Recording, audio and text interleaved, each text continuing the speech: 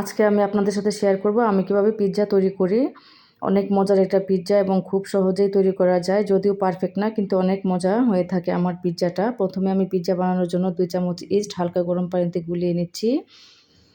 ইস্টটা ভালো করে গুলিয়ে তারপর আমি 20 মিনিটের জন্য ঢাকনা দিয়ে রেখে দিব।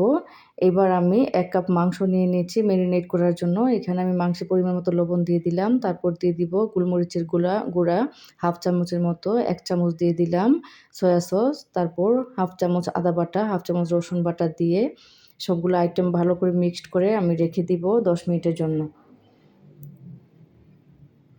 10 মিনিটের জন্য মাংসটা রেখে দিয়ে এখন আমি আটা গুলিয়ে নিব ডু বানানোর জন্য। আমার ইস্টটা একদম ফুলে উঠেছে। এখানে আমি 2 কাপের মতো আটা নিয়েছি।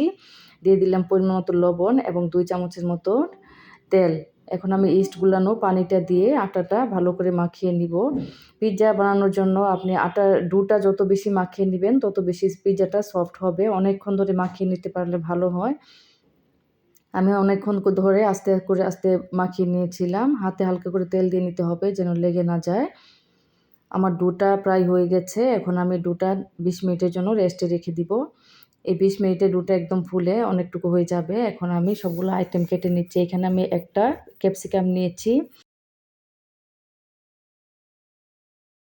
এখন নিয়েছি একটা টমেটো। তারপর হলো পেঁয়াজ নিয়েছি মাঝারি সাইজের 2টা। পেঁয়াজগুলো আমি গোল করে কেটে নিয়েছি।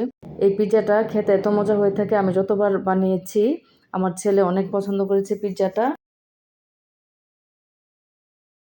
এখন আমি মাংসগুলো ভেজে নিব। আমি মাংস ভাজার জন্য দিয়ে দিলাম 2 চামচ ঘি। ঘিয়ে ভাজতে পারলে মাংসটা অনেক ভালো একটা ফ্লেভার আসে। তারপর মাংসের উপর দিয়ে দিলাম গোলমরিচের গুঁড়া। এবার দিয়ে দিলাম পেঁয়াজ কুচি। পেঁয়াজ কুচি দিয়ে একটু নেড়েচেড়ে নিচ্ছি। মাংসটা একটু সময় নিয়ে নাড়াচাড়া করতে হবে, কারণ মাংসটা সিদ্ধ হতে হবে। তারপর দিয়ে দিলাম গাজর কুচি, ক্যাপসিকাম কুচি। তারপর দিয়ে দিলাম একটুখানি লবণ। সবগুলো আইটেমে আগে থেকে লবণ দেওয়া ছিল, এইজন্য আমি কম করে লবণ দিলাম। এখন আমি পিৎজা বানানোর প্লেটটাতে একটু তেল ব্রাশ করে নিলাম। এখন আমার পিৎজার ডোটা সুন্দর করে ফুলে উঠেছে। এখন প্লেটে আমি ছড়িয়ে নিব পিৎজা বানানোর জন্য। আমি যতবারই বাইরে পিৎজা খেয়েছি সবসময় আমার ছেলে বলেছে যে এত টাকা দিয়ে পিৎজা খাওয়ার দরকার ছিল না, তার চেয়ে ঘরে বানালে অনেক মজা হয়ে থাকে। পিৎজাটা আমার ছড়ানো হয়ে গেছে। এবার কাঁটা চামচ দিয়ে একটু ছিদ্র ছিদ্র করে আমি সসটা ভালো করে ছড়িয়ে দিলাম। এবার আমি দিয়ে দিচ্ছি ভেজে রাখা সবজি এবং মাংস। এখন দিয়ে দিলাম চিজটা আমি আগেই স্লাইস করে রেখে দিয়েছি। এখন আমি ওভেনে দিয়ে দিচ্ছি 150 ডিগ্রি তাপমাত্রায় আমি দিয়ে দিব 7 মিনিটের জন্য।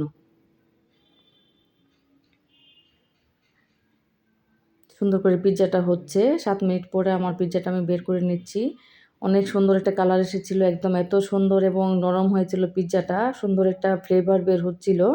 পিৎজাটা খেতে অনেক মজা হয়ে থাকে। আমি আগেও বলেছি যে আমার পরিবারের সবাই এই পিৎজাটা অনেক পছন্দ করে। সবাই ভালো থাকবেন। আসসালামু আলাইকুম।